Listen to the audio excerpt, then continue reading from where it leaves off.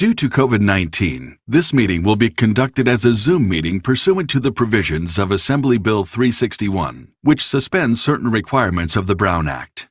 This meeting is being live streamed on the CCTA website. The chair will call upon members, staff, and other speakers by name. Please speak clearly and state your name before giving comments or remarks. Persons participating via Zoom with their cameras enabled are reminded that their activities are visible to viewers. Members participating by Zoom wishing to speak should physically raise their hand and unmute their mic when called upon. Members should mute their mics when done speaking. Citizens participating by Zoom wishing to speak should use the Raise Hand feature or dial *9 if participating via phone, and the chair or staff will call upon them at the appropriate time. Citizens will have 3 minutes to speak. After 3 minutes, staff will lower their hand and mute their mic. Participants via phone will be called upon by the last 4 digits of their phone number. It is requested that public speakers state their names and organization, but providing such information is voluntary. Written public comments received in accordance with the teleconferencing special notice for public comment guidelines are printed on the meeting agenda. If authors of the written correspondence would like to speak, they should raise their hand and the chair will call upon them at the appropriate time. All written correspondence received after that and during the meeting will be entered into the record. A roll call vote will be taken for all action items. Thank you for participating in a meeting of the Contra Costa Transportation Authority.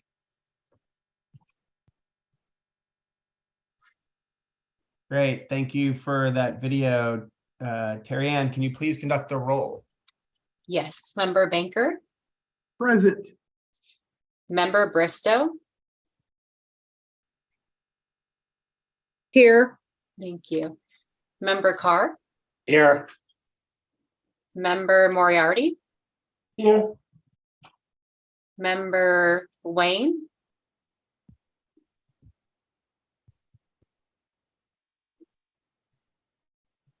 I can come back if you want. He's there, he's on mute. Well, we have Here. Member Wayne here. There he is. Thank you. Vice Chair Linder, Present. Chair Ash. Here. Currently, we do not have a quorum. We have 7 members present with members Chahal, Hammond, Hurley, Miller, Asuna, Rosenberg, and Vega absent. So are we expecting somebody else still or no? And Esquivel, if I didn't say her as well. We were expecting member Esquivel to show up so that we could have a quorum. Can we text her? Is that possible?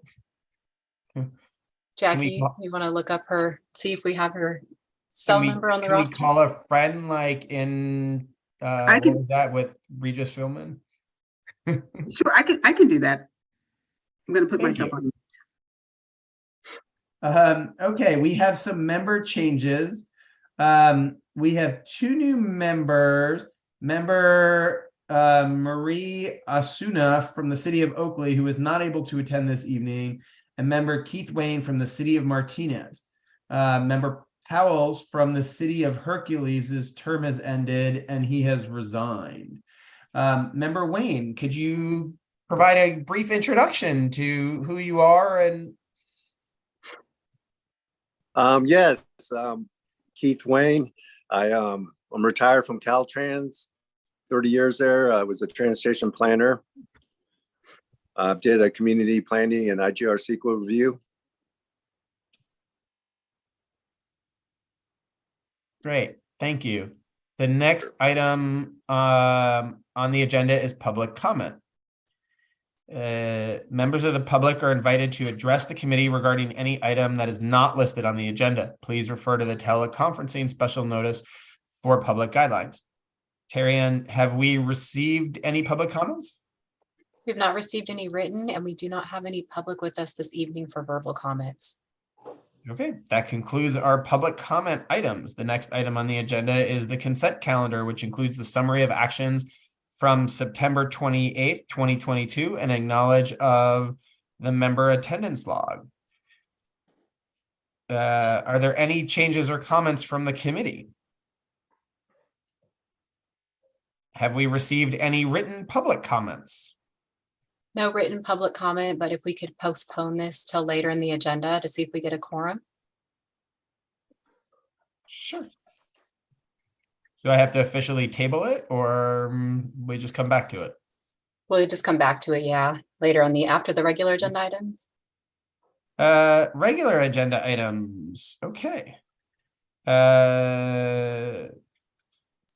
We will now have the regular agenda items. We have one regular action item. Hopefully somebody will be here by then. By Matt Kelly to review the city of Brentwood's calendar year 2020 and 2021 growth management program compliance. Matt, do you want to introduce our guest from Brentwood? Yeah, thank you, Chair Ash. Tonight, representing the city of Brentwood is Steve Kursavan, a longtime employee of the city. And just before, well, this is our first checklist of the calendar year 2020 and 2021 cycle. Just a preview of what's to come. But also specifically regarding tonight, since we currently don't have a quorum, as some of you may have heard me mention before, since we do have Mr. Kursavan from the city tonight, we can receive his presentation and we can, if you approve, you are an advisory body of our board who recommend approval of these checklists. But that is an action to officially recommend as an advisory board. If we don't have the quorum, you can't officially recommend. However, we can, at your discretion, we can forward it to the board, noting that there wasn't a quorum, but that the majority or that the members present saw the item and had no reason not to approve it. Or you could, and then the board can then approve the item based off of that and, allow the city's local streets and roads maintenance funds to move forward. The alternative would be to receive the presentation tonight and vote on it the next time you have a quorum, or a third option would be to ask Mr. Kursavan to come back when we do have a quorum.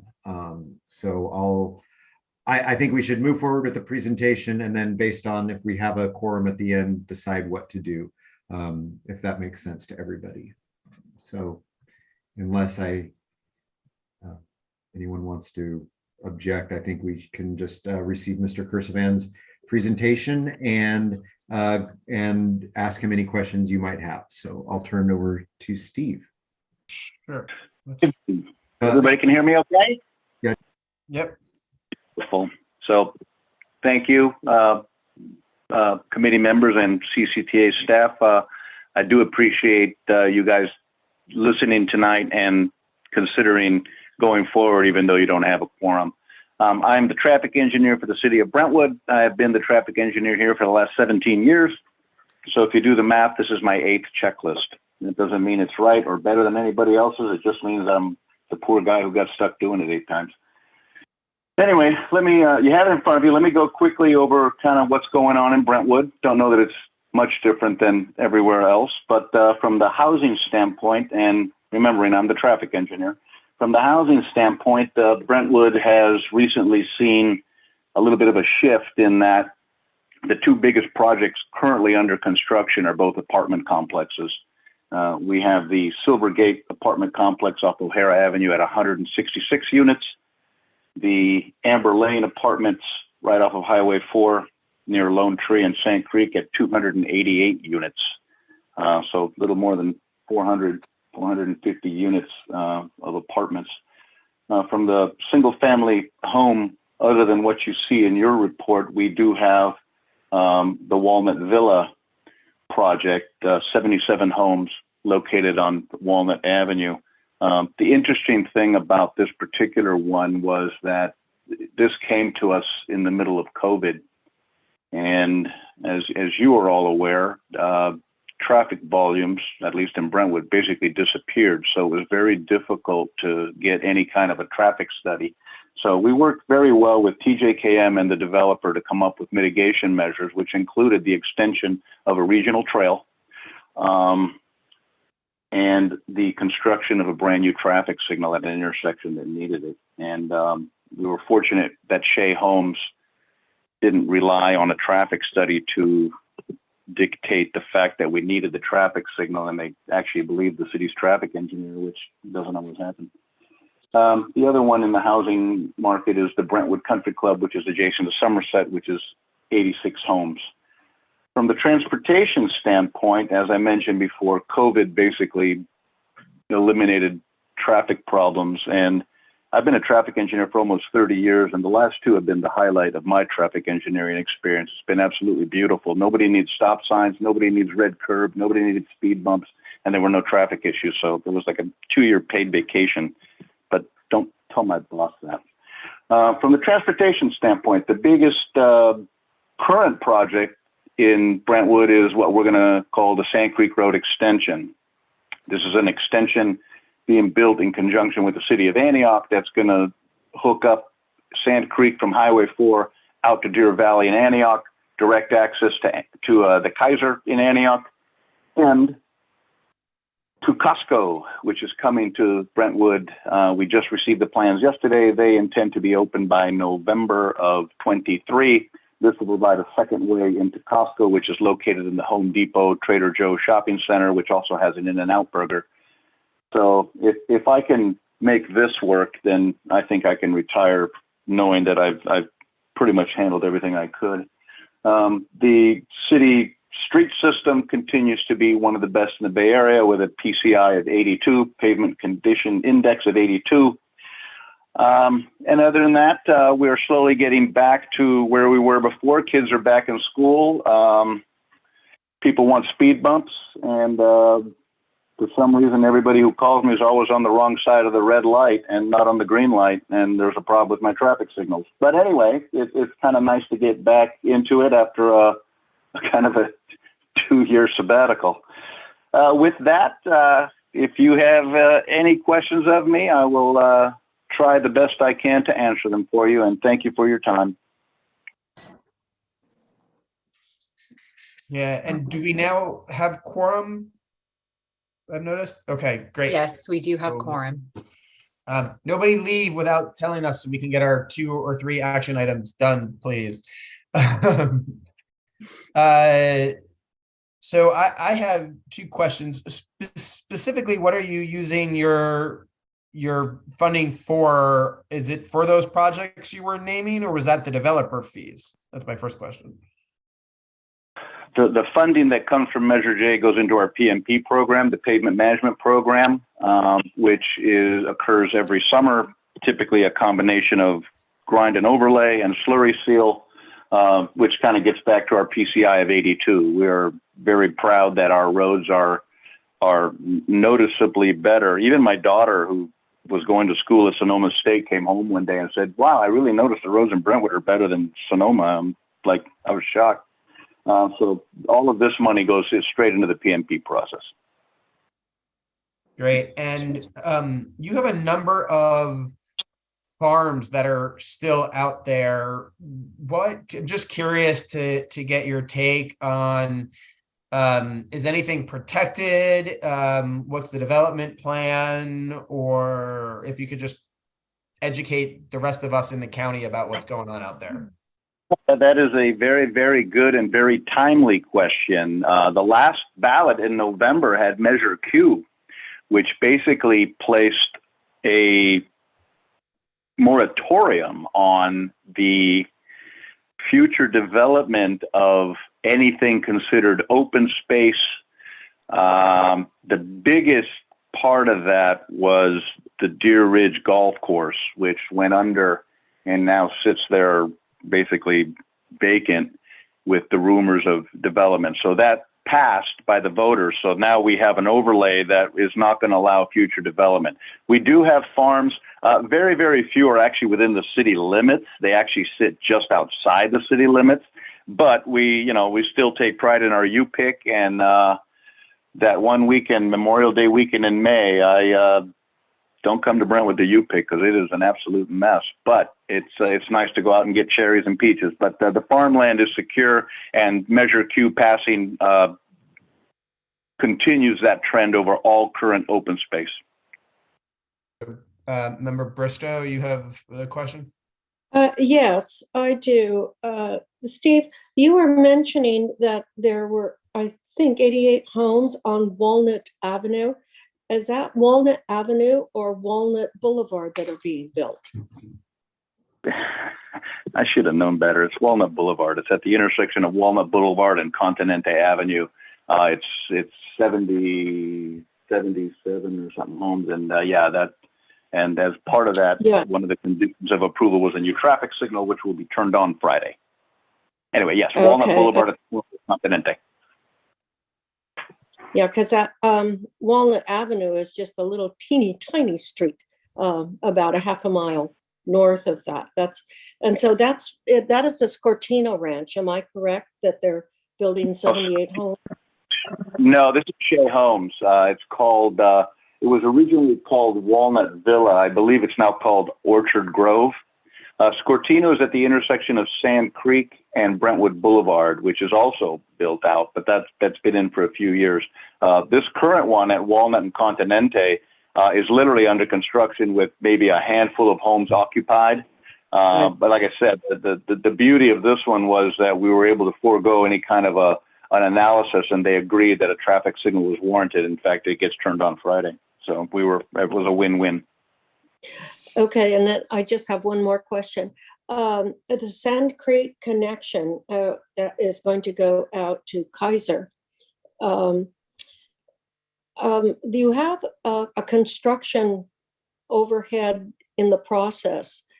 Is that the part of the connection, or is that, I was told that was going to be just a walkway. Is that possible? No, the walkway, so there is another construction project. That's the McCullamy pedestrian bridge over Highway 4, which parallels Sand Creek. The Sand Creek Road extension is currently at 90% design. We expect to go out to construction in March, and we are hoping to cut the ribbon the week before Costco cuts the ribbon. Okay. The Antioch side of it is more developer related. That is a condition of approval placed on the developer. Sand Creek Road does in fact already extend eastward from Deer Valley, but just dead ends.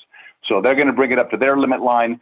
We are going to bring a 2-lane section up to our limit line. And then if the subdivision called Bridal Gate gets built, they will add the other 2 lanes for a total 4-lane section. Your referral is more the McCullamy pedestrian bridge, which is currently under construction and should be complete in March. Okay, then let me ask one more question. This McCullamy walkway, is that to give the possibility to increase the possibility of a BART station going to be there? Is that why they're doing that crossover?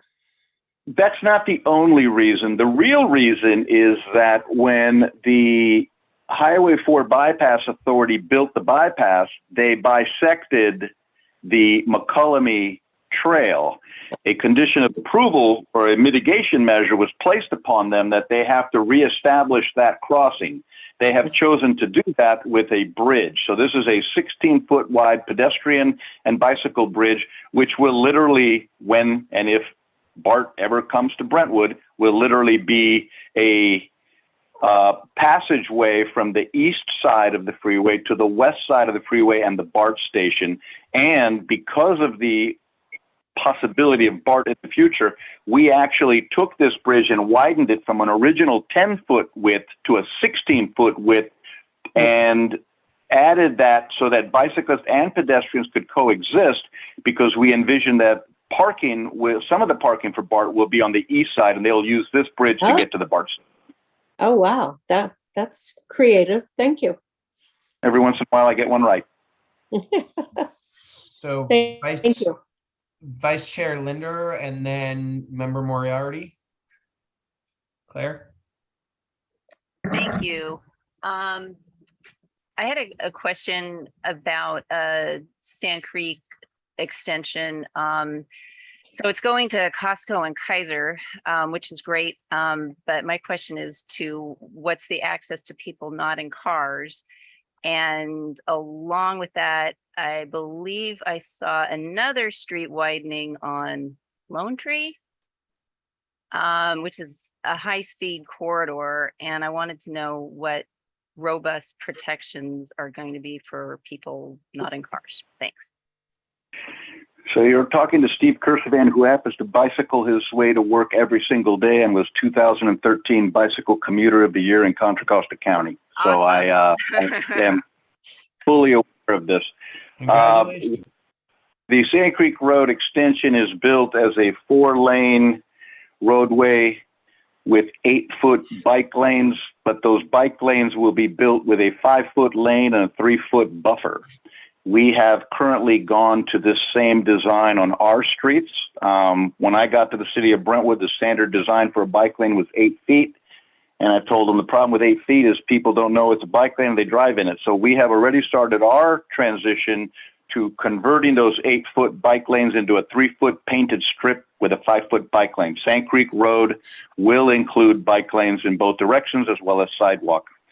Lone Tree Way widening, which is from O'Hara East, is being built as a part of a middle school that is coming. Likewise, it is intended to have 4 lanes with a middle turn lane, a new traffic signal, sidewalks, and the same 8-foot bike lane, 3-foot painted, 5-foot bike lane. So when they build stuff in Brentwood now, I make sure that the bicycling community is well educated and taken care of, because I'm one of them.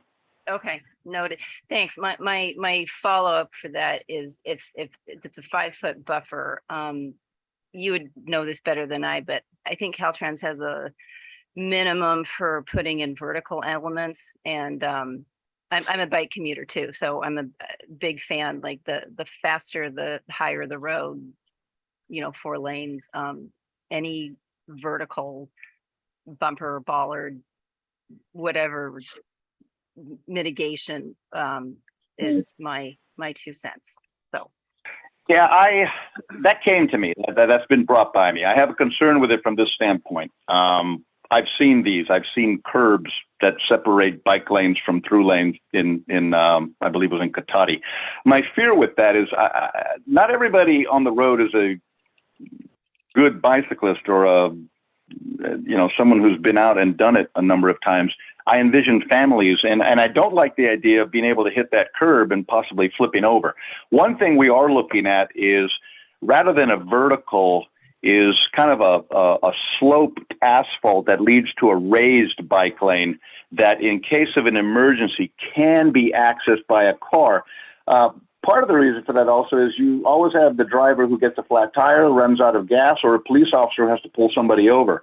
If I separate it, that area becomes non-usable by them, and they end up having to stop in a through lane. 1, 2, you have to stop that kind of thing at every intersection. Although Sand Creek will not have a lot of them, I understand your thought process.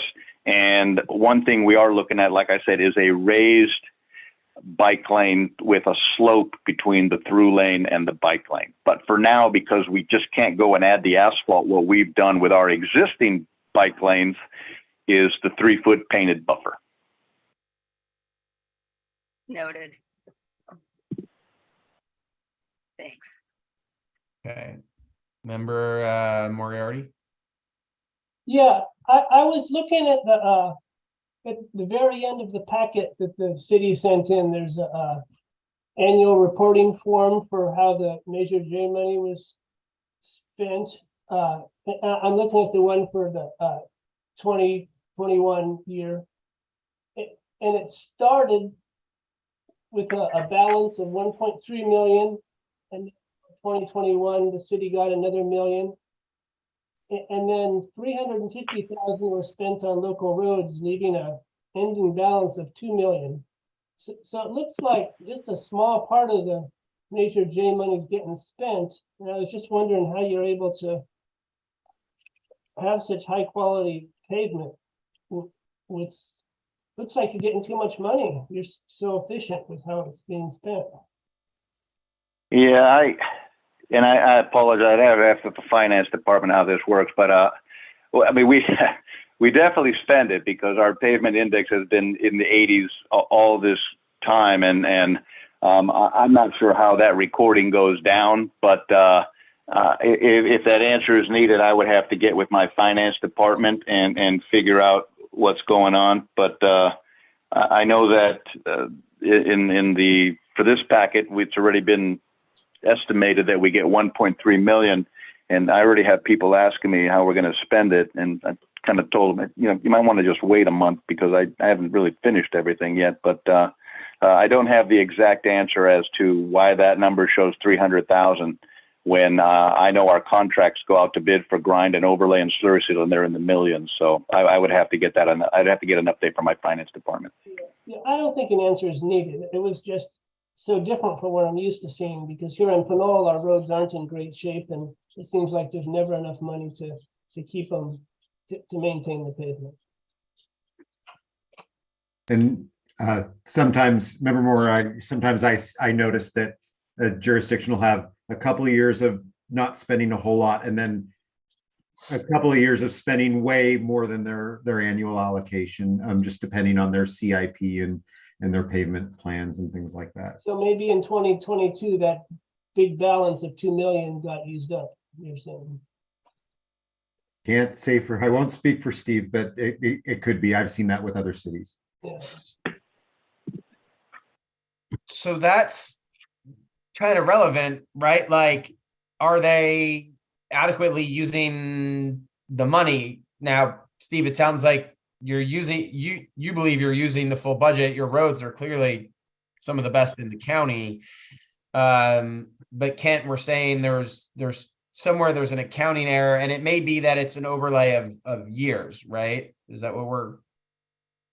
Yeah, it could well be. I mean, I will tell you that whatever we get out of our return to source measure J is not covering the entirety of what we do every summer. Our summer, and we purposely do our work in the summer because we don't have to contend with school traffic, but our summer program, PMP program, between the combination of slurry seal and grind and overlay, is usually in the 1.5 to $2 million range. So the accounting part of it, I don't know.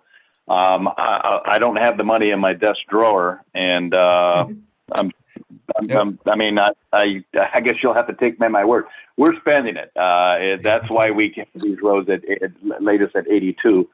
So why the documentation doesn't support it, I don't know.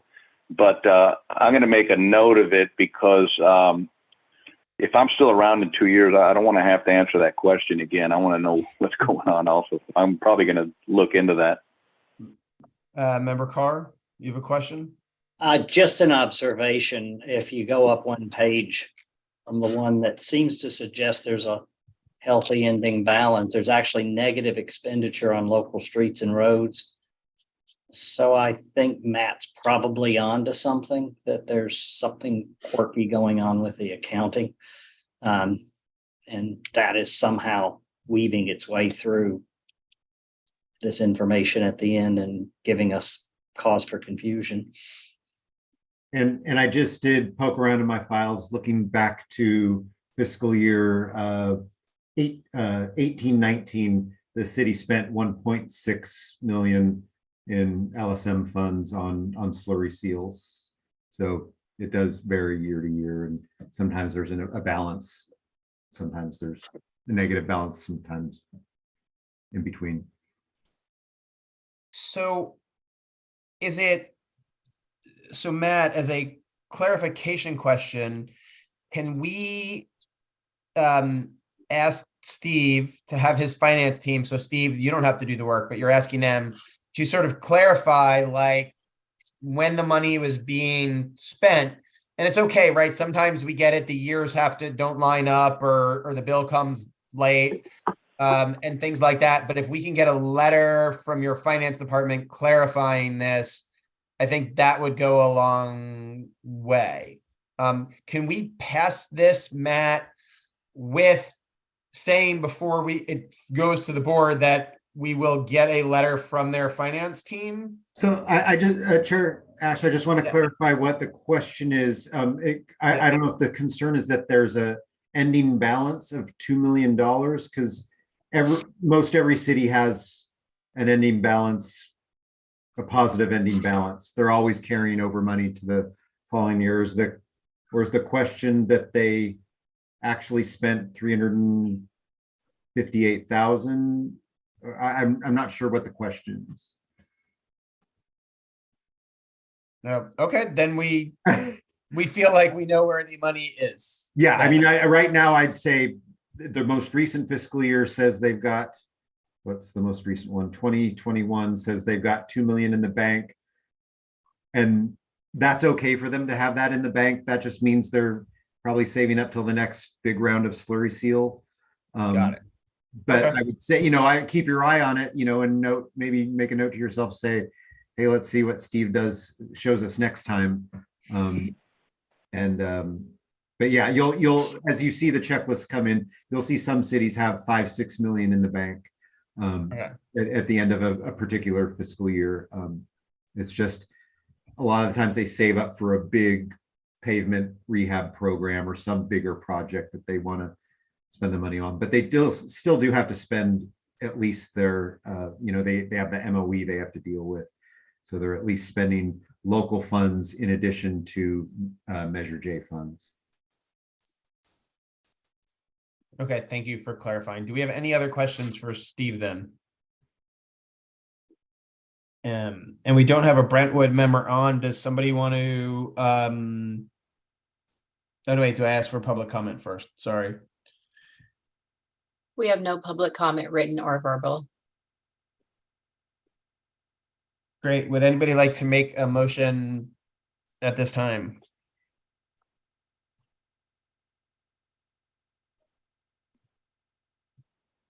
To approve member Bristow?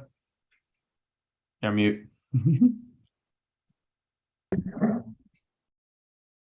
All motion. Okay, yes, I'll make a motion that we accept the action plan as presented by Steve Karasovin that he presented this evening. Great. Thank you. And Claire, you're in for second then? Yes, I will second. Great. Terry Ann, can we please conduct a roll call vote on that? Yes, member Bankert, Aye. member Bristow, Aye. member Carr, Aye. member Esquivel, Aye. Sorry. member Moriarty, Approved. member Wayne, Aye. vice chair Linder, Abstain. chair Ash. Aye. Okay, motion passes unanimously with members Chahal, Hammond, Hurley, Miller, Asuna, Rosenberg, and Vega absent, and Vice Chair Linder abstaining. Great. Thank you. Thank you, Steve. We appreciate it. Thank you for your time and listening. Okay. Terry Ann, do we want to go back to the vote? Sure, we can go back to the motion. You can call for a motion for the consent calendar. Okay, can I call for a motion to pass the consent calendar? Yes, please. I seconded. Or I motion for the consent calendar. Thank you, Rosa. Do we have a second? I'll second. Great. Terry Ann, can you please take a roll call vote on that? And I just want to note too that I know we called for public comment earlier, but we still have no public comment on this item. Thank you. And I'll go ahead and call. And the we roll. do have quorum, right? We do, yeah. Okay, can you do a roll call vote then? Yes, thank you. Member Bankert, Yes. member Bristow, Yes. member Carr, Yes. member Esquivel, Yes. member Moriarty, Yes. member Wayne, Yes. vice chair Linder, Yes. chair Ash. Yes. Motion passes unanimously with members Chahal, Hammond, Hurley, Miller, Usana, Rosenberg, and Vega absent. Okay, just for clarification purposes, Terry Ann or Matt, do we have any other votes that take place, or is it just reports and action items now? Yeah, everything else is informational and reports. Okay, great. So the next item on the agenda, and will be presented by CCTA staff member Jack Hall to provide an update to the connected vehicle and autonomous vehicle program activities at Gomentum Station. So Jack? And member Ash, maybe I'll introduce Jack since I don't know Yeah. if the group knows him. Jack Hall is our ITS program manager in charge of our autonomous vehicle and connected vehicle activities at CCTA. Some of the more senior members of this committee, I'm looking around the room, who was around about just before the pandemic. We took a tour of Gomentum Station. Most of the CAC members went on that tour. Actually, we did two tours, didn't we, Jack? So we didn't violate any Brown Act issues. We'll talk about that again, getting you guys out there, but we wanted to bring in Jack and have him talk about what we're doing in the realm of autonomous vehicles, and specifically what we're doing out at Gomentum Station at the old Concord Naval Weapons Station. So Jack will, he's going to give a presentation that he's given to our board with some background on what our program actually is. And I think it's pretty exciting stuff. So hopefully you'll feel the same. So Jack. All right, thank you, Matt, and good evening, committee members. I'm going to share my screen.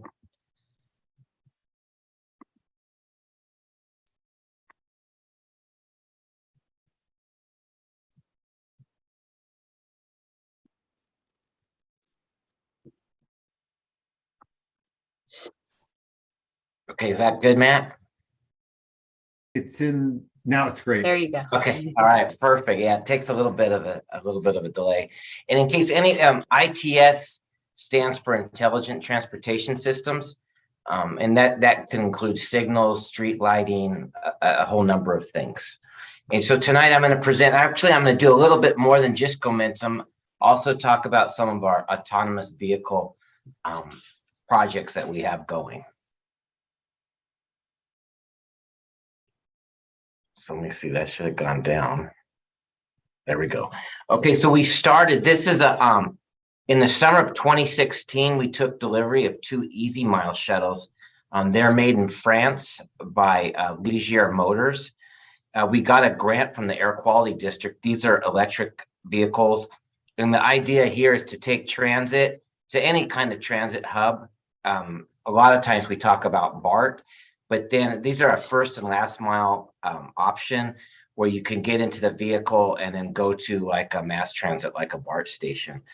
This was particularly at Bishop Ranch, down I-680. There's no BART, and BART is very costly. So we did not think we could afford to put BART from Walnut Creek down to San Ramon. In Bishop Ranch, the owner there is Alex Mayron with Sunset Development. They're very forward thinking. So there's a transit center that's located in the Bishop Ranch business development.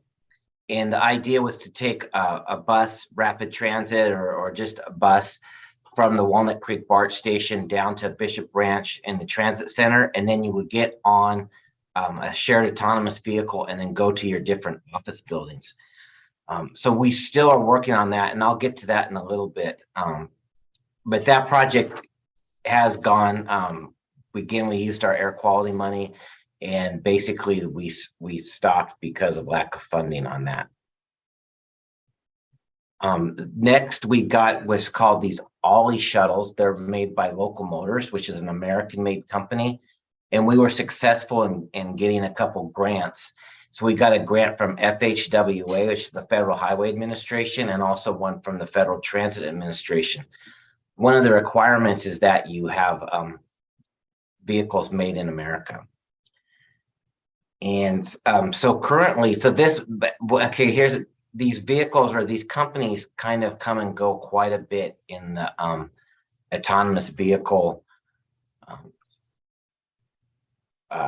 category. And so anyway, this is the Local Motors Company did go out of business. However, we did buy two Local Motors vehicles that we're not going to run them in AV mode, but we are going to take them around the county, and maybe some of your jurisdictions might be interested. But we're having a public education program where we'll set these up at BART stations, maybe 4th of July events, local civic events, and we'll be manning these vehicles, and people can get in and talk to us about AVs and where we're trying to go with that. And then this is one of the projects that this one is funded by the Federal Transit Administration. It's called the Automated Driving System Grant. So the Rossmore and Walnut Creek, they have an existing bus service that it's a circulator that goes from their community center to their gym to their dining hall. And what we're going to do is have another option, and we're going to run these shuttles that you just saw along that route in Rossmore. We also have another project in Martinez. It's called the County Hospital Accessible Transportation Project. And this one, what happened was the county hospital saw our previous director, Randy Iwasaki, talking about what we're doing. And he said, hey, we're having a problem at the county hospital. People are not making it to their appointments. And so what we're going to give them another option with autonomous vehicles. And we're hoping to increase attendance at their appointments. And then the third project is personal mobility on Interstate 680. In this project, we're working with Nissan and Verizon are the two main partners. We have other data collecting partners such as Telegra. However, on the Verizon piece with Nissan, what we're trying to solve here is when you're driving along the freeway, a lot of times you'll just stop for no reason. And we're trying to smooth out the traffic so there's no stop and go along the freeway. It might not be an accident or anything, just the cars. I mean, I experience that a lot is when you're driving and you just stop. So what we're trying to do is use autonomous vehicles to smooth that out. And then we have another project. Well, they're actually out in East County. There's a chance that this project, there's a preliminary layout for glideways. So I know Steve Kursavan talked earlier about if they ever get BART. Well, there's another option that's a lot lower cost. These are individual pods. They're called dynamic personal mass transit. And this concept was first developed by Boeing back in the 50s, but the technology has gotten so much better that this is it's going to be feasible. And so that we're testing this out. They're doing a proof of concept at the Concord Naval Weapons Station, which we call Gomentum Station. And hopefully we can get you out and ride in one of these vehicles. Okay, so now here is Gomentum Station. I'm going to try to play a video, and hopefully I have the sound. It should work. Let's see here. Nope.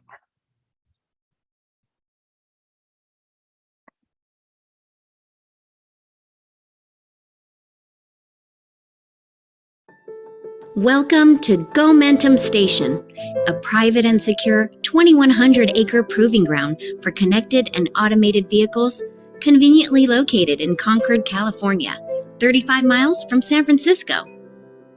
We're the nation's largest closed-course AV test track with various environments for repeatable, automated vehicle testing. Engineers from OEMs and AV tech startups use our facility as an integral part of their development process to validate simulator results, perform safety operator training, and test NCAP scenarios and edge cases without risk to the public. Multiple distinct testing zones allow our customers to validate their AV stack in real-world scenarios with a variety of roadways, speed limits, and features such as railroads, city blocks, construction zones, and tunnels. Infrastructure features include programmable traffic signals, merge lanes, traffic circles, and bike lanes, making Gomentum Station an even more versatile space for closed course testing. Most recently, our Vehicle to Everything, or V2X Lab, opened for traffic engineers to test their connected technology on our DSRC-enabled signals installed at 5 intersections. We also offer a range of automated vehicle testing services that can scale to the size and needs of your operation, including equipment rental, test plan development, engineering support, and result analysis. Gomentum Station is owned and operated by AAA of Northern California, Nevada, and Utah, and is part of our ongoing commitment to safety on the road by enabling the safe development and deployment of AVs. Whether you're testing commercial trucks, passenger fleets, or connected technology, visit us at gomentumstation.net today to see how we can help you meet your AV testing needs. Okay, hopefully that. Okay, so on Gomentum Station 2, just how it started was Susan Bonilla. She was on our board, and she was the mayor of Concord at the time. And she came up to our previous director, Randy Iwasaki, and said, the Concord Naval Weapons Station has been sitting idle since 2006. Is there anything we can do with it? And he came from Caltrans, the director of Caltrans, and he said, hey, this would be ideal to test autonomous vehicles. So that's where we started that in 2014. And then in 2018, it was so successful, and we're a small agency that you're aware of. We had to bring in a managing partner, and AAA of Northern California.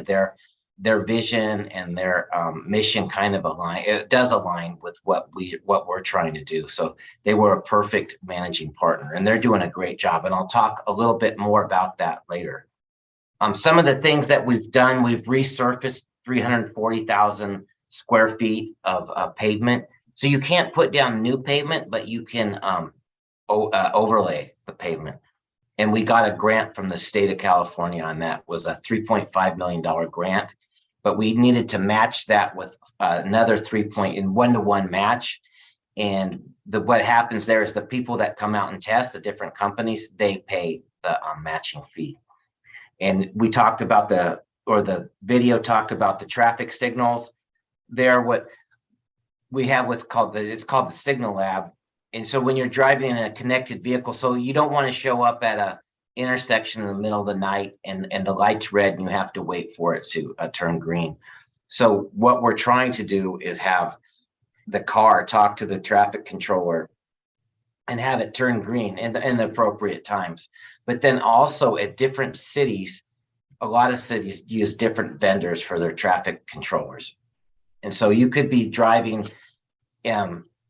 through like from one jurisdiction to another jurisdiction, say Pleasant Hill to Walnut Creek or Brentwood to Antioch, and your car might work in Brentwood and then you get to Antioch and it doesn't work, or in any jurisdiction. So what the Signal Lab does is we have all the different traffic controllers, and then the connected car comes through, and it's like driving through different jurisdictions because there's different controllers, and you need to make sure that it works. And earlier on that San Ramon Shared Autonomous Vehicle Project, that's kind of the nexus of why we've created this, is we had a really difficult time having the shared autonomous vehicle talk to the traffic controller. And so this is a secure environment where you can test and you don't have the public traffic to contend with, because that could get very dangerous. So we like to test in the private environment or in the secure environment at the Concord Naval Weapons Station. And this is just a quick graph of Gomentum Station. You can see, so the use has gone way up. Right now, just about any company that you can think of is testing out at the Concord Naval Weapons Station or Gomentum Station. There was during COVID, we had to shut down, but it's an outdoor facility, so we were able to get that ramped back up. This slide just talks about the number of visitors. And so one of the things is, one of the goals of Gomentum Station is economic development. We're trying to bring jobs to Contra Costa County. And then I'll just go over some of the other, in California, it's really hard to build a new road. And so we think technology is the way to go. You cannot build your way out of congestion. And so technology will allow more traffic to get to their destinations with less waiting in traffic too, that will reduce greenhouse gas emissions. And then we also have a Vision Zero. We feel like the only way you can really get to Vision Zero is new technology, because a car won't hit a bicycle or a pedestrian. So we're working on working with a lot of different companies to try to increase safety. There's a few companies that are out there, Humanetics, and Tom. So we also partner with many companies that are like in Europe, Australia, Japan, Asia. Humanetics, you saw maybe there was a car there, a fake car that the other autonomous vehicle went through and hit. There's deer dummies and bicyclists that are just dummies that are made by Humanetics. So the different companies can come and test with that equipment. So we do have some ongoing partner needs, more equipment storage. And so the Navy still owns this facility, and you need to get approval from the Navy to do anything. We're also working on drones. And so we're working with the county to open up Buchanan Airport and Byron Airport for vertical takeoff for package delivery and passenger traffic. And then also the Concord Naval Weapons Station is broken up into 3 parts. There's the city of Concord area, there's a county area, which is north of Highway 4. And also there's East Bay Regional Parks, who actually owns the land now and their area. But on the county area, we're working with the county to construct a first responder training facility. That's what that area of land is programmed to be. There's not enough money, but working with different car companies and big companies like Amazon and Alphabet, we're working to, so what happens is so in San Ramon, when we're doing a shared autonomous vehicle project, or in Rossmore, we work closely with the first responders, police and fire, to make sure that they can interact safely with the autonomous vehicle. And I just saw recently in the paper, a Tesla caught on fire. And I think the fire department had to put 20,000 gallons of water to put the fire out. But typically a car fire might take 500 gallons of water. In the next 2 to 5 years, we're working on mainly with the Park District right now. The East Bay Regional Park District owns a significant amount of the old Concord Naval Weapons Station.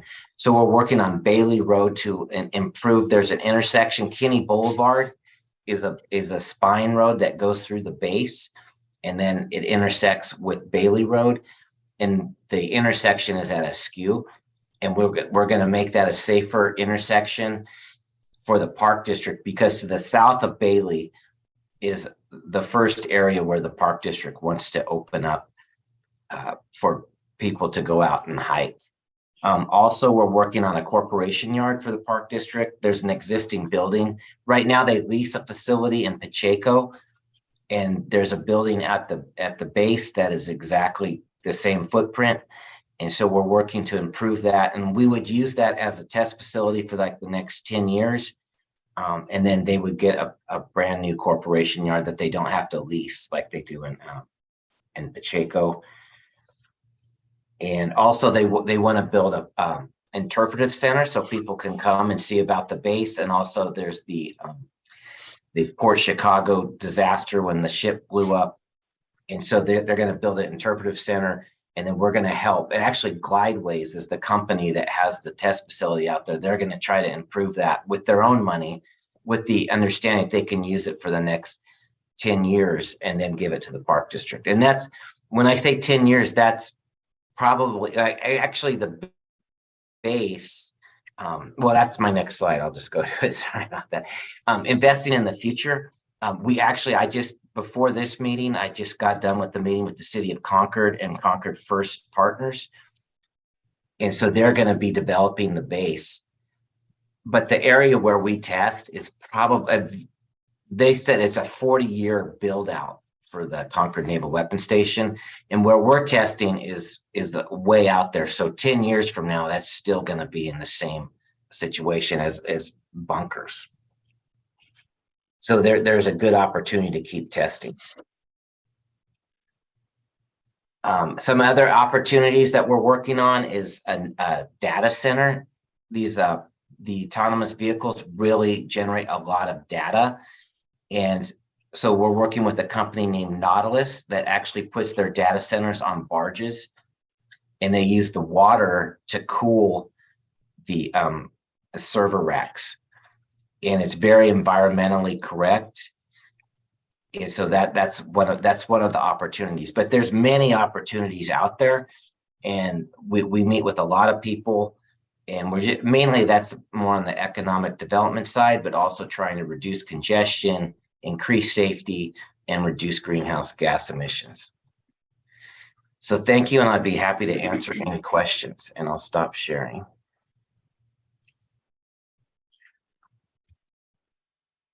Thanks, Jack. We appreciate it. So that was a lot of information. Claire, I see your hand is up. So would you like to take the first question? Thank you. Thank you for the presentation. It was very interesting. I do have input and a question. I'll start with the input, and I realize this might be outside of your scope, since this is Gomentum is just a testing facility, if I'm understanding this correctly.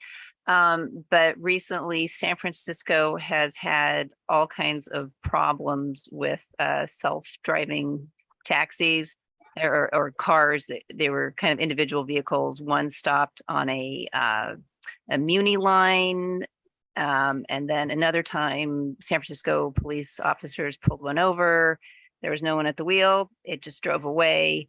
So I wanted to bring that up, which segues into my next question, which is in the video, you know, it's showing all of these different environments, but I noticed there are no people out there, like no one elderly, no children, no one on a bike. So I wanted to know how that is going to be part of the testing environment. So yeah, I'd love to hear that. And I do concur with you, though, that last mile problems are huge. So the line out to Bishop Ranch is great. So yes, thank you for the questions.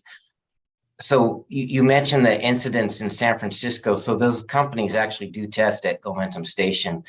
And what happens when they get an incident like that on a public street, they have to write a report to the state and talk about disengaging their autonomous vehicle or the incident. But what they can then do is come out to Gomentum Station in a secure environment, and they can replicate that incident until they can improve it to where it doesn't happen again. And at Gomentum Station, it's secure. You don't have to write, it's because it's not a public road. You don't have to write the report to the state, so they can make the fix there. On the pedestrians and bicycles, I mean, that's part of the positive, is that there's no danger of hitting a pedestrian. However, to test, I'm back in one of the earlier days, probably 2015, 2016, Honda brought out their whole corporate office from Japan. Well, I shouldn't say whole corporate office, but a lot of people. And the president, so they were just running a circle around the building, like a city block. And then the president of the company says, hey, because you could actually program with your computer, someone walking across, the car's going to stop. So he had different people just start walking across the road. And in fact, I did it too, in front of the vehicle, and then the vehicle stopped. So, I mean, you can set it up for people. And then that's also why the Humanetics, there's a bunch of dummies out there that they're on a track so that no one gets hurt, but the dummy will come out in front of the car. So that's part of the testing. But I mean, it's not, like you mentioned, there's not a lot of pedestrians out. I mean, there's basically nobody out there. But No, I realize that, but I think that might be part of the problem. Like and there was an incident, I think it was a self-driving Tesla that killed a person in Arizona. So I just, I wanted to, it struck me that there's no, it's just like this city of cars and there's no other people out there. And how is that a real life testing environment if there's not these, crazy variables as part of the testing model? Jack, Right. they do have, I mean, isn't there a bike on a track and? exactly, yeah, I did there's talk, that's something- like humanetics, right? Yeah, they are testing that, just not with real people. And then Okay. I'll just say, like, also a Tesla in Florida, I believe, someone went underneath a semi truck and was decapitated, and the car drove like another 200 miles.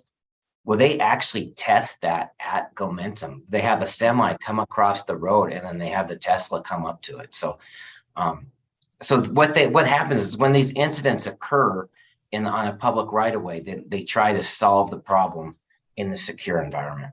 But it sounds like that's a reactive. It's not, Humanetics is the proactive portion of it where they have dummies, but you're saying that there's also, after reported incidents, that the companies, if they're so inclined, can go back to Gomentum and recreate the incident at Gomentum. Right, that's exactly what they do.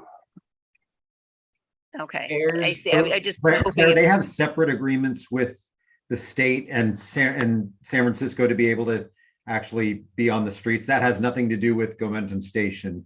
But they also have a relationship with Gomentum Station where they can come and fix things that they've done under these other agreements in San Francisco or wherever it may be. So we're not sending them out on the street. We're giving them a chance to test their way back into San Francisco, I guess is the best way to put it. Thank you for that clarification.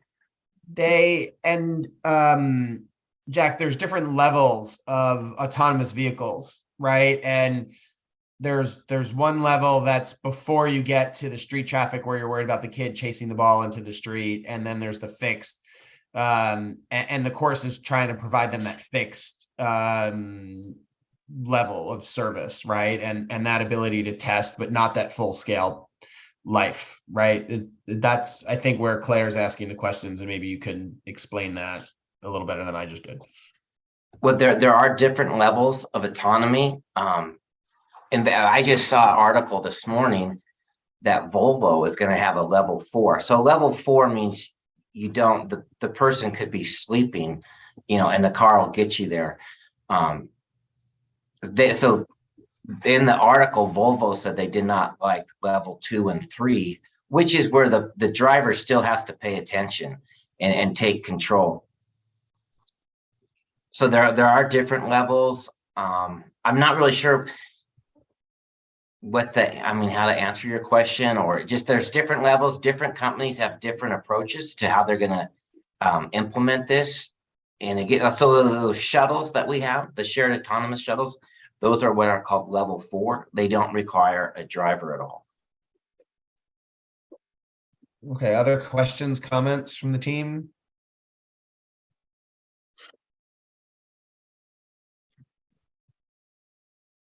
Really? Type in, Jack mentioned there may be opportunities to get tours of Gomentum for the CAC members. So I think in the springtime, Jack will try and create some opportunities for tours. Exactly. And so there's been quite a few tours lately. So what we're going to start doing is just having tours on Fridays. So we could definitely, and then it's going to be open, like Glideways will be more receptive to when we take a tour out there. In fact, I was out there yesterday on a tour, but the companies have to shut down their entire engineering department. I'm not exactly sure why that is, but they do, and it really costs them a lot of time. So we've come to an agreement where we're going to do tours on Fridays. So next year, yeah, we can get a couple Fridays lined up for people to come out and committee members to come out and visit the site. That'd be great. Rosa, you have some questions? Yes, I just a simple question. How do we give you feedback, or have the public give you feedback in terms of ideas for some of the projects? Like I found your website, but is there another formal place to? You know, you could email, my email is jhall@ccta.net. And we encourage ideas. I mean, that's what it's all about, innovation. Okay. Yeah, I think that was my question, is ideas, not they're good ideas, but just ideas. Okay, thank you. Thank you. Okay, Terry Ann, is there any public comment? No written or verbal public comment. Member Esquivel, were you just giving a thumbs up, or did you have another comment? I just like to use reactions, thumbs up, like, Yeah. thank you. Just check. Make sure we're all watching. Okay, great. And Jack, I know from the Shadelands P-bid, Property Business Improvement District, we would love to do, you talked about a shuttle that you can move around to various places to show people the autonomous features. And I know we'd like that out there, and I can help coordinate that with the P-bid. Yeah, that's like really that's what we really need, is feedback like that, because we're trying to set up the schedule next year for these public outreach and education program. And so, yeah, please, we'll take that down and I'll get with you and we'll schedule that. It's mainly through our governmental affairs, Lindsay Willis, who's scheduling those, but we'll take the information and get it out there. I hear Terry Ann. Yeah, and actually Jackie Hill with us here tonight. She's actually collecting events for next year for Lindsay. So please forward them to Jackie, and she will get it added to the list of events for potentially bringing out the autonomous vehicles next year. That's perfect, Terry Ann. Thank you. I mean, I learned that. I did not know that. So perfect. Yeah, we're trying to get out to all the jurisdictions. So definitely send your events to Jackie. I see Patty raise her hand. Yes. Okay. Am I okay? Yeah. I guess I have the longevity on this committee, and none of you were there. We went on a tour of Gomentum. Oh gosh, I think I was first on. It has to be over 5 years ago that we went there, and we actually got to sit in one of the little vehicles. All I remember about it was that 11 people could ride in it at the same time, and it was made in France. But I think it would be exciting for us to go back and actually get to ride it. It was really informative when we went for a tour. I really never forgot it. So just so you know, we have been there. Thank you. And if to ride in a shuttle, will probably be at Bishop Ranch, because that's where our next deployment is scheduled to be. But there is glideways, the glideways too, definitely at the Gomentum.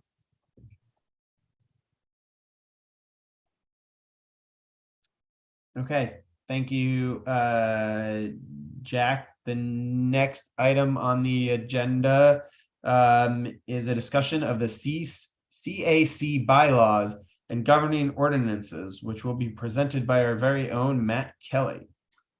Yes, thank you, Chair Ash. So last month, there were some questions about, this committee. We have a lot of new members, what we do, what our official responsibilities are, what our unofficial responsibilities are.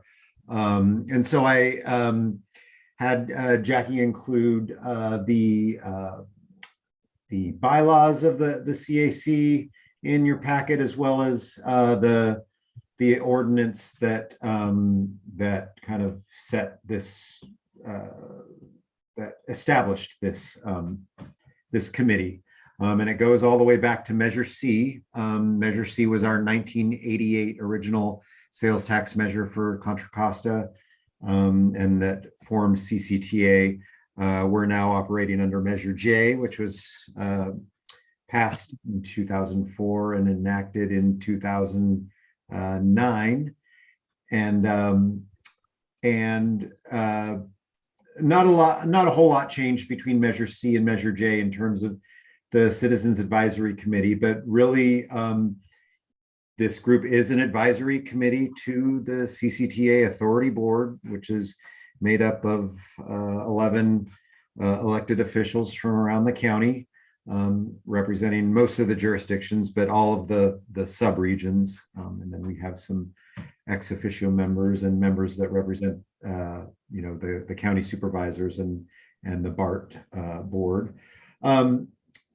But the main function of this group, if you read through the materials, is to recommend or is to review and, if satisfied, recommend approval of the checklist like you saw tonight.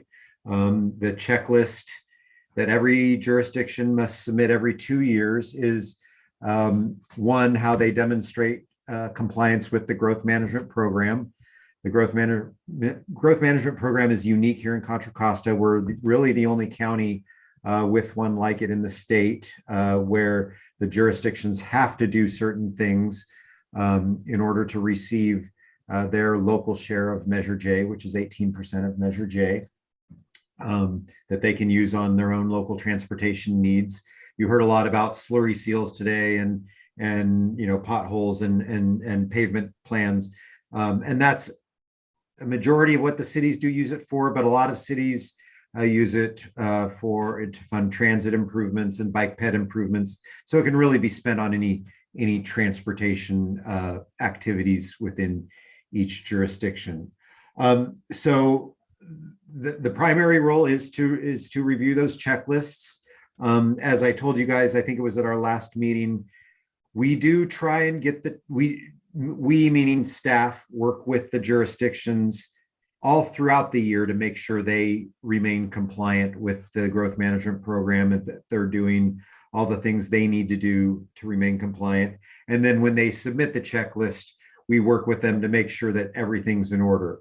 However, when you review it, you may look at it from a different perspective or from a different angle, and you are free to, question what they've put in there, to ask for more, to ask for clarifying questions. You don't have to rubber stamp what's submitted by the jurisdictions. We hope that it's good enough for your review and for you to approve, but it's not your role just to rubber stamp. It is your role to review and make sure you think the submittal is complete, and that they are doing their due diligence for being compliant with the growth management program. Some of the major tenets of the growth management program are that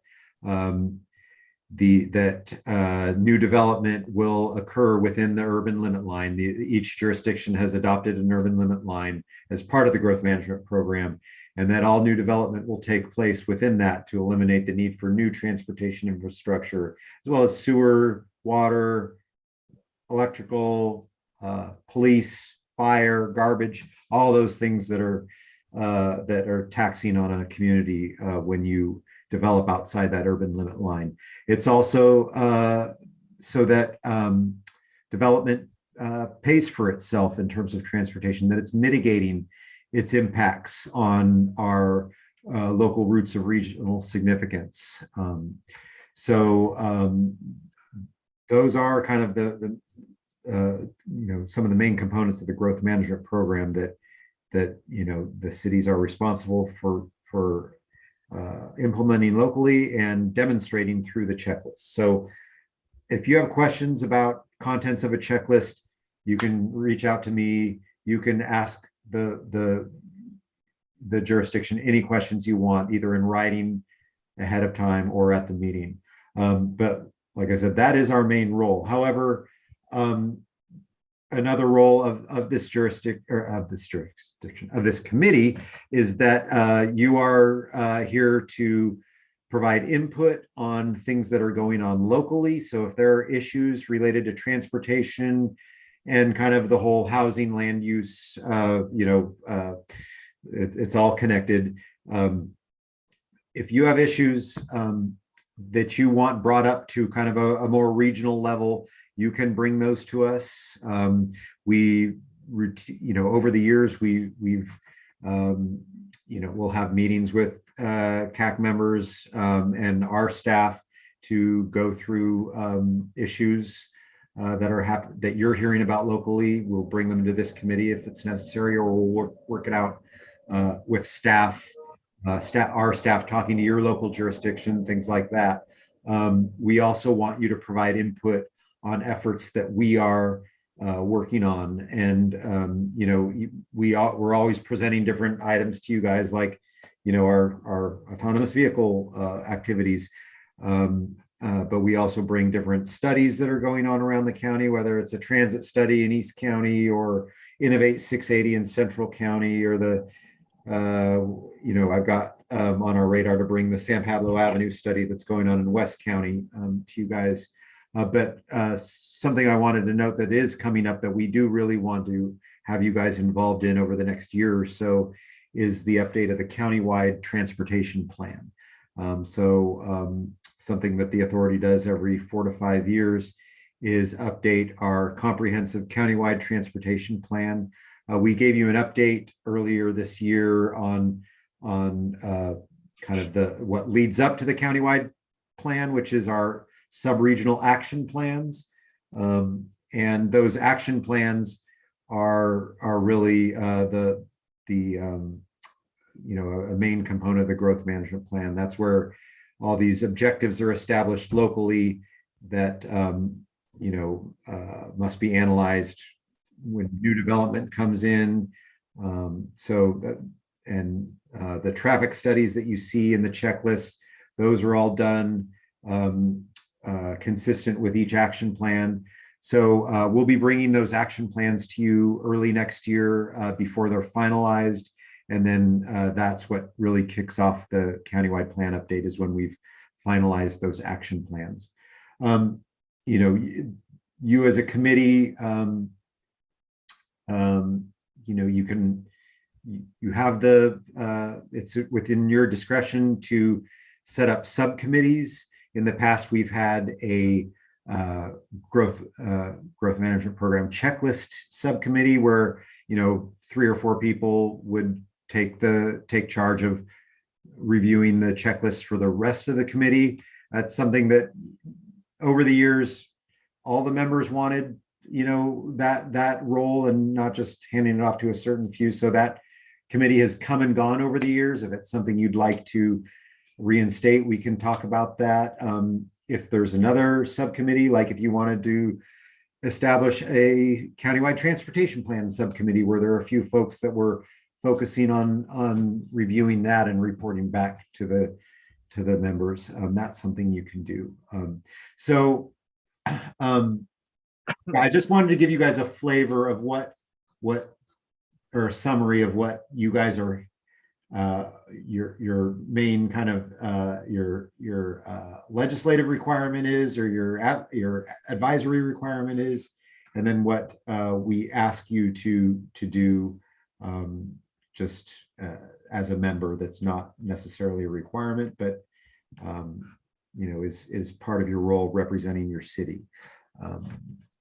So it was kind of haphazard, but hopefully it gave you an idea of what your role is. But I'd certainly be happy to take any questions. And if there is appetite to really dig in and create subcommittees or have those types of discussions, maybe we can agendize that specifically at a future meeting. But I'd be happy to take any questions or comments based on what I talked about tonight.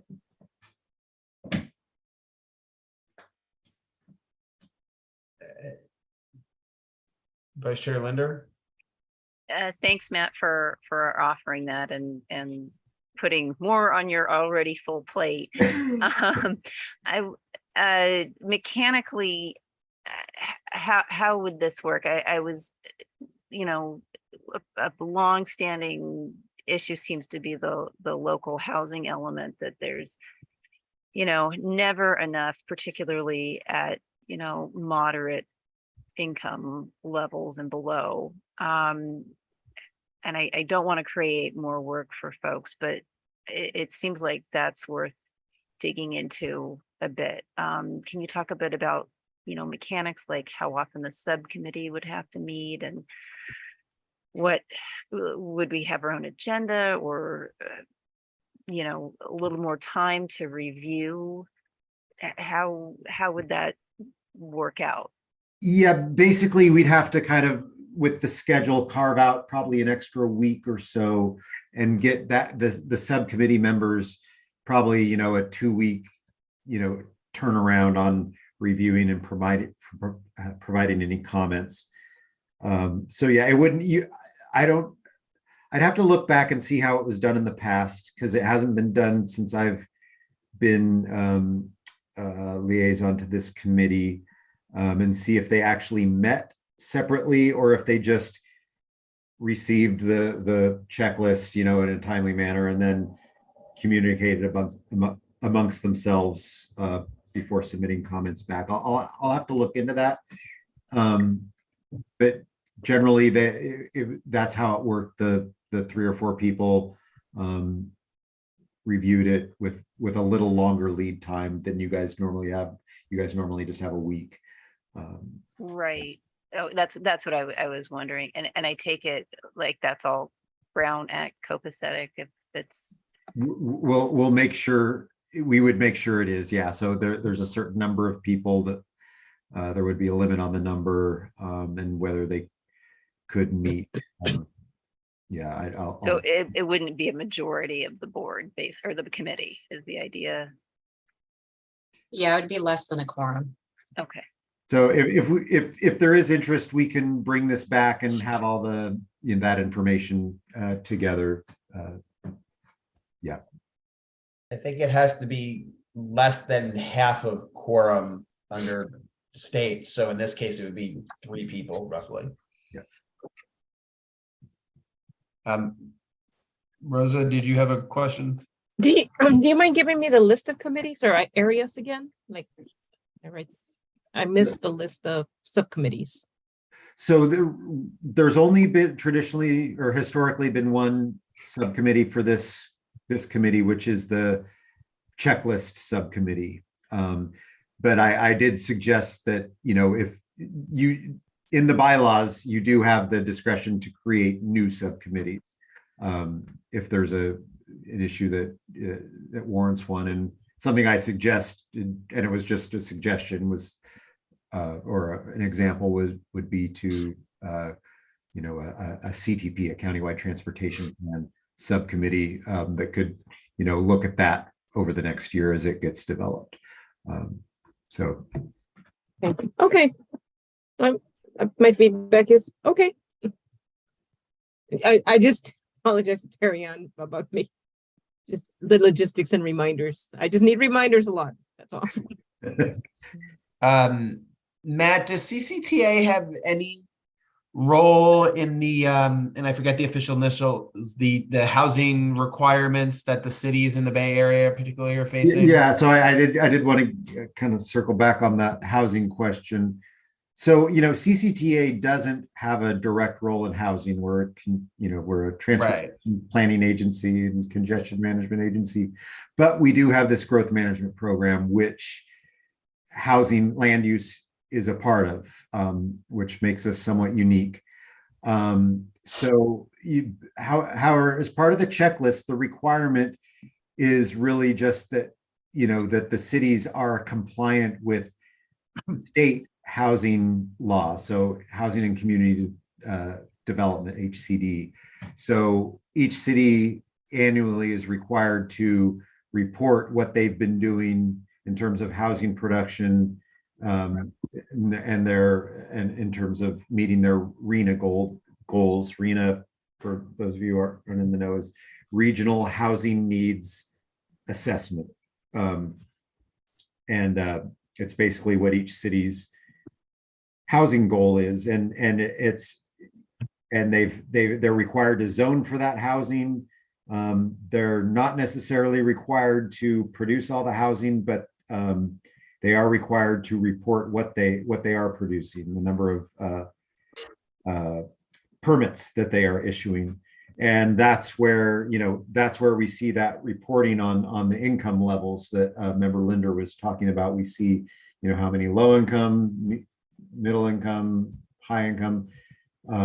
And so you'll see that certain cities are doing better in some areas than others.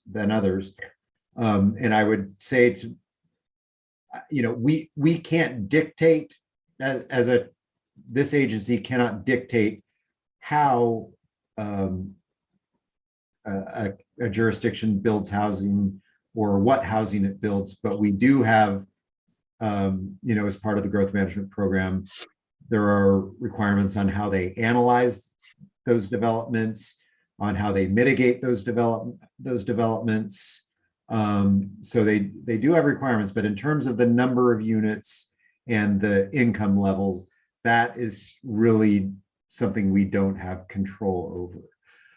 So I would say, as part of your review of the checklist, that is certainly a question you can offer up to each jurisdiction as they submit their checklist.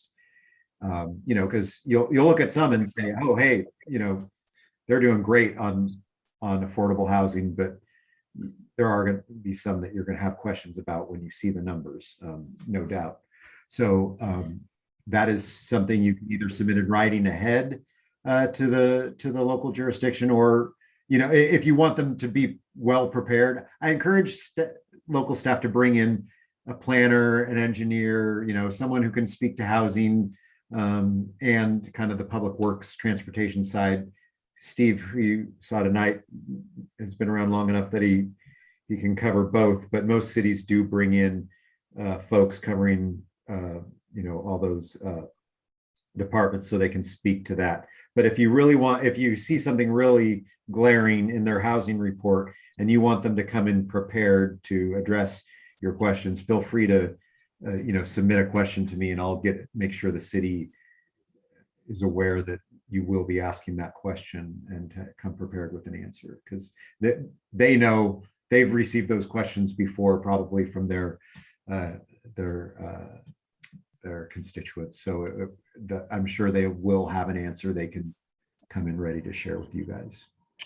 And I see the hand that's up, but just because you talked about the RENA numbers, I was at a forum on Thursday where they said in Contra Costa County, it looks like only 3 cities will hit the RENA numbers on time for the state requirement.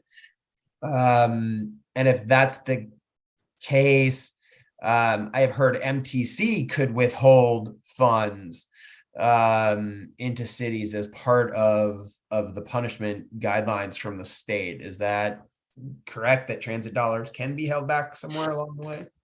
I'm not sure which dollars it is, but MTC, because they are the Bay Area kind of housing authority through ABAG, they do have some strings there, but I'm just not sure exactly what funds can be withheld. Okay, Rosa? Yes, I was going back to the subcommittees. Could it be something that we're passionate about, even if I'm the only one who cares about it? I don't know if we can have a subcommittee of one. Okay. Let me put out my I think it would have to, you could propose it, and if it made sense, under the kind of umbrella of this committee, and you could find some support amongst members, then yeah, it certainly can be discussed. One of my goals in the whole Bay Area is to have bikes protected.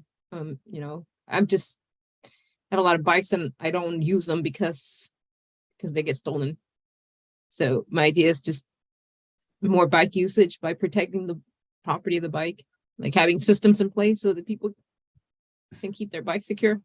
at a low cost. So my coworker Colin dropped off, but he actually has a whole, basically a sister committee to this one called the Countywide Bicycle and Pedestrian Advisory. Okay.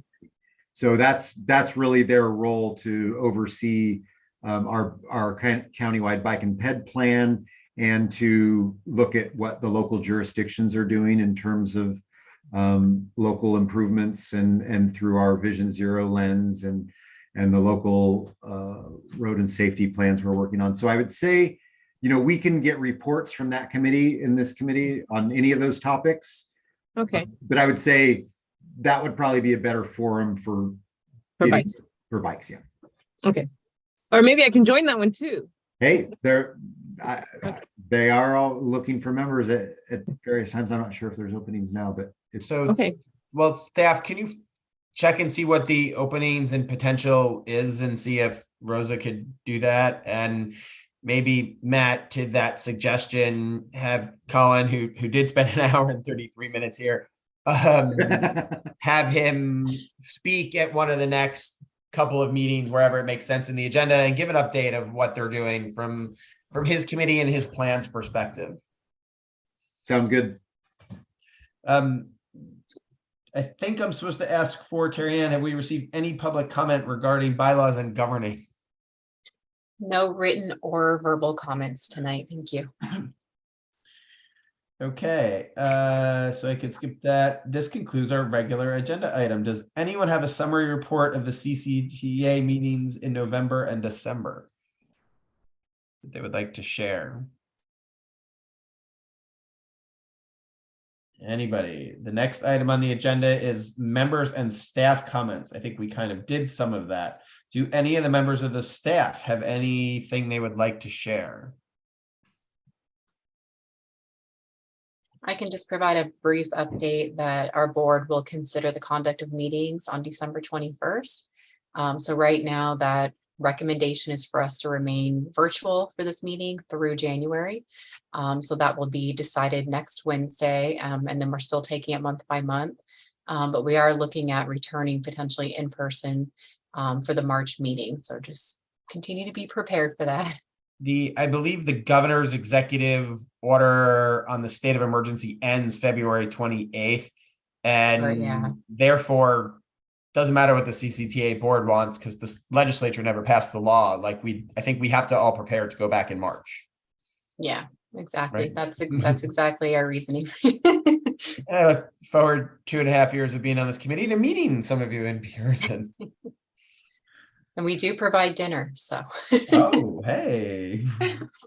Look at all that money you guys have saved. A lot. Do any of the committee members have any reports or questions at this point in time? Does anybody have any future items they would like to see agendized in the future? We got the request for the CVPAC report. Yep. Anything else? Bill's very quiet tonight. He's too busy on his island, so we'll let you be. Thanks for being here. My last question before we dismiss Matt, and Terry Ann, is there any jurisdictions that are still missing people, or did we fill in all of our gaps to our membership? We still have quite a few. We did get 2 of the member seats filled, Keith Wayne and Maria Suna. You can pull up the roster, and we did lose a member. So we're up 1 member right now, I believe. Let me just go ahead and pull it up. But we've still got the 3 CCTA vacancies, and we're looking at potentially doing a recruitment for them for the 3 vacancies that are appointed by the CCTA board in early next year sometime. We haven't worked out the details on that. And then we've still got, so I'm opening the roster now. We've got vacancies with Antioch, Hercules, because member Powell's just termed out and resigned. So that just became a vacancy. And then we've got, let's see, Pittsburgh, Richmond, San Pablo. So that's 5 plus the 3 CCTA board appointments. But luckily we did just get 2 new members, so we're really excited about that. As we mentioned in the beginning of the meeting, Keith Wayne with Martinez and Maria Sunan with Oakley. That's 8 vacancies. Yes. So first off, if any of my fellow committee members have recommendations, particularly for the 3 CCTA spots, please get them into Matt and Terry Ann, because I think we can get that appointed and approved. So if you do have any friends to do that, please do that. And I don't know if there's a way we can help. I mean, I know there's board members from Antioch and like Richmond and stuff on the CCTA board. So maybe you could pull them aside, send them an email and say, hey, do you have somebody you could appoint? Because I think it would be good to fill some of these seats. Yeah, we'll open an official recruitment in early 2023. And at that time, we'll make sure that all of you receive the notification. So hopefully you can push it out to your networks and your jurisdictions and encourage others to apply for those positions, because they will be appointed by the city councils for those jurisdictions. And then they'll go through an interview process and review the applications, and then appoint a member to our board. So I'm sorry for those are the other ones. For the CCTA ones, they will come to, we'll review them, and they'll, depending on how many there is, we might have interviews during an administration and projects committee meeting. And then at that time, they'll recommend an appointment and it'll go to the board for final approval. So we'll have probably about a 30-day window or so where we'll be collecting applications, and we'll definitely make sure that all of you are aware of that. Yeah. Okay, so I'm going to challenge everybody here to think of a friend for the CCTA openings in particular. And I think that will help us all get quorum to do that. So with that, any other comments, questions, concerns? And ours are countywide, so anywhere in the county can apply for our 3 positions that the CCTA board actually appoints. Great. That concludes the meeting. This meeting is adjourned at 7:40 p.m. Thank you, everybody. Thanks, Thank everyone. you. Have a good night.